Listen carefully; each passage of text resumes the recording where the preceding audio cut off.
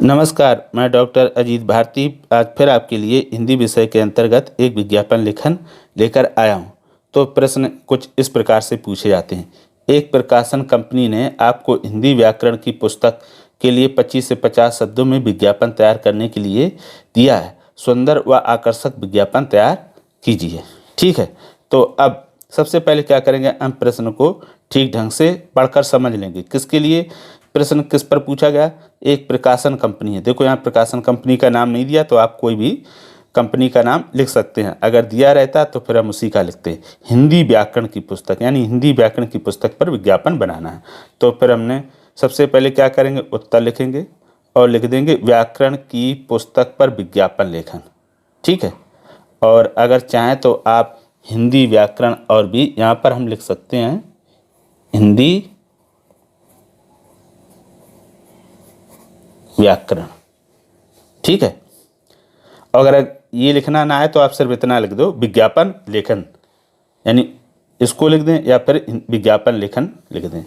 दोनों में से किसी एक को भी लिख सकते हैं।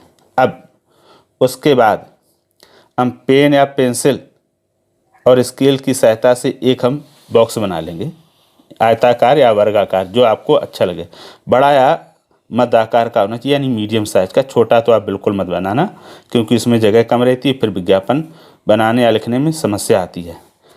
जब ये हम बॉक्स बना लेंगे, उसके बाद हम फिर लिखेंगे शीर्षक। तो शीर्षक क्या कर देंगे, हमने हिंदी भारती व्याकरण, जो ये व्याकरण की पुस्तक का नाम हमने भारती ही रख लिया अपने नाम पर ही। तो ये शीर्षक को लिख देंगे और इसको क्या करेंगे, पेन से ही डार्क कर देंगे। ठीक है, फिर उसके बाद हमने ये भी लिख दिया कक्षा 9वीं और 10वीं कोर्स आ विद्यार्थियों की पहली पसंद। तो ये जो व्याकरण की हमने किस पर बनाई है, कक्षा 9वीं और 10वीं कोर्स आ के लिए केवल बनाई है। आप चाहे तो आ और बा भी डाल सकते हैं, दूसरी क्लास भी लिख सकते, क्योंकि प्रश्न में कक्षा का या क्लास का कोई उल्लेख नहीं किया गया। फिर साथ में ही उसके हमने यहाँ पर एक छोटी सी क्या बना दी, व्याकरण की पुस्तक बना दी है। देखो बहुत ईजी है, ऐसे स्केल से ही हम बना देंगे और लिख देंगे हिंदी भारती व्याकरण। ठीक, और ये छोटी सी डिजाइन बना दी, तो ये पुस्तक होगी। और उसके बाद अब हम क्या करेंगे, इस पुस्तक की विशेषताएं लिख दें कि इसमें क्या क्या है। देखो, नवीन पाठ्यक्रम के आधार पर, यानी नए पाठ्यक्रम के आधार पर व्याकरण है, सर्वश्रेष्ठ पुस्तक है, एनसीईआरटी मानक के अनुसार है, छात्रों के लिए कैसी है, उपयोगी है। बस इतनी हमने लिख दिया। अगर चाहें तो आप एक दो स्लोगन और भी लिख सकते हैं अपनी इच्छा अनुसार। फिर उसके पश्चात हमने नीचे प्रकाशन लिख दिया। ये एक लाइन खींच देंगे स्केल से, और फिर ये थोड़ी सी जगह में प्रकाशक भारतीय प्रकाशन प्राइवेट लिमिटेड का खागानगर आगरा उत्तर प्रदेश, तरह से हमने लिख दिया। और आप यहाँ पर फ़ोन नंबर भी लिख सकते हैं, इस तरह से कोई भी नंबर, ये बना दिया फ़ोन। ठीक है, और यहाँ पर हम लिख देंगे कोई नंबर लिख दें जो कंपनी का नंबर रहता है, ताकि कोई संपर्क भी कर सकता है।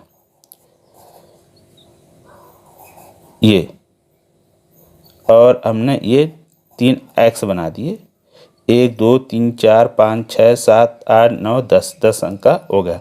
ठीक, ये इसलिए बना दिए क्योंकि कभी भी हम फ़ोन नंबर सही नहीं लिखेंगे। अब हम मेल भी लिख सकते हैं और वेबसाइट भी लिख सकते हैं। ठीक, तो हमने वेबसाइट लिख दी, ये ऐसे। अब ऐसे लिख देंगे भारती PR बस .com, ये हो गया। और यहाँ हम चाहें तो नीचे मेल भी लिख सकते हैं। ठीक है, इतना लिखने के बाद हमारा क्या होता है, विज्ञापन पूरा हो जाता है। अब विज्ञापन दिखाई कैसे देता है, ये भी लिख लेते, इस तरह से दिखाई देगा। ठीक, किसी प्रकार की छूट ऑफर अगर आप चाहें तो वो भी लिख सकते हैं। ठीक, जैसे लिख सकते हैं कि प्रत्येक व्याकरण की पुस्तक पर 20% की छूट, ऐसा भी कर सकते हैं। अब ये विज्ञापन पूरा बनने के बाद कैसा दिखाई देता है, उसको देख लेते हैं। पूरा विज्ञापन बनने के बाद कुछ इस प्रकार से दिखाई देता है। देखो, ये बॉक्स बना है तुम्हारा, ये शीर्षक, ये कक्षा 9वीं और 10वीं कोर्स के लिए विद्यार्थियों की पहली पसंद, ये उसकी विशेषताएं, ये इसका चित्र और ये प्रकाशक का नाम। तो इस तरह से आप साफ सुथरा, स्वच्छ और शुद्ध विज्ञापन बनाएंगे, ठीक है, तभी आपको पूरे अंक मिलेंगे। अब जो ये हम कंटेंट लिखेंगे या विषय वस्तु, इसके अंतर्गत ये शुद्ध और सही कैसे हो। हमेशा याद रखना कि शीर्षक हम पुस्तक से ही लेंगे, और अगर किसी नाम उसमें दिया है तब तो हम उसी का लिखेंगे, नहीं दिया तो हम आप किसी अपने परिचित सगे संबंधी का अपना नाम छोड़कर लिख सकते हैं, वो भी सरल, ध्यान रखिएगा।